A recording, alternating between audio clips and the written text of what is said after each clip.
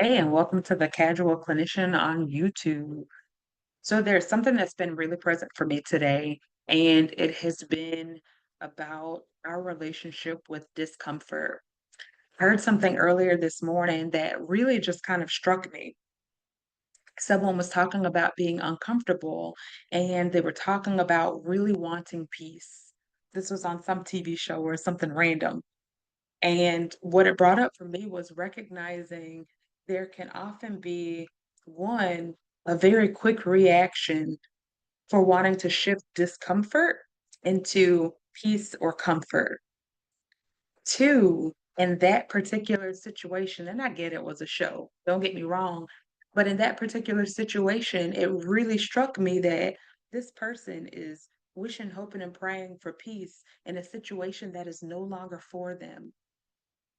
And the reason why I think it stuck with me is that I see this often in life. I've experienced it also within my own life, where there can be prayers for peace and comfort in a situation, in a circumstance, in a relationship, in a job that you know is no longer for you, even if it had been at one time.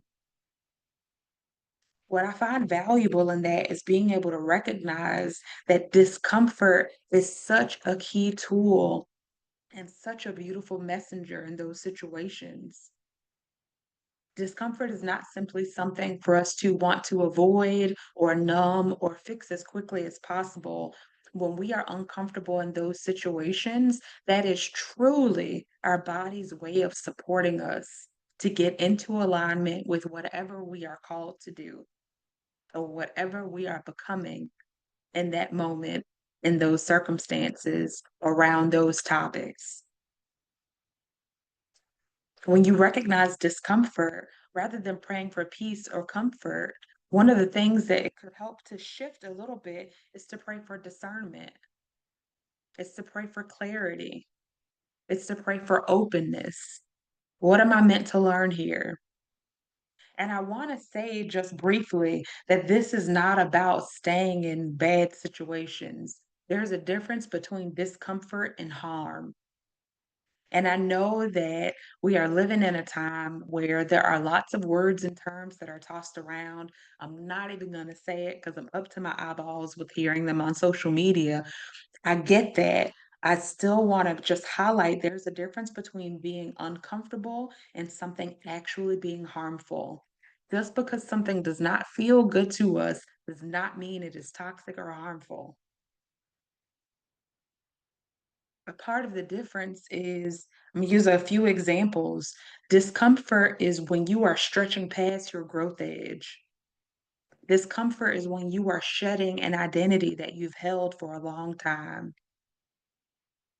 Discomfort is sharing emotionally and being vulnerable with people. If you've ever done any of those things, you know that as much as they are supporting our growth and our process and our becoming, those things are uncomfortable. Harm involves violation of boundaries. It involves emotional or spiritual or physical danger. Harm involves just just eviscerating your self-worth and sense of dignity. That's different. I'm talking about discomfort. I'm talking about being in a deep stretch when you can feel the burn in those muscles, and not because you are causing damage, but because you can feel how they are expanding. Harm in that example would be tearing a muscle. That's something else altogether different. So when I talk about being able to listen to discomfort and shifting a prayer from peace and comfort to openness and clarity and trust, it's so that you can better hear what that discomfort is trying to support you in. You can better hear what that discomfort is trying to teach you. And it may not be that something's wrong. It could just be a tap on the shoulder of now is the time. And from that standpoint, why would I be able to be peaceful and comfortable within a situation that I know is no longer for me? I'm not meant to feel peace there. not in the grand scheme of things. It's meant to be uncomfortable to support my movement forward. Truth is always, always the route to go, but it does not always feel good. What can your discomfort teach you?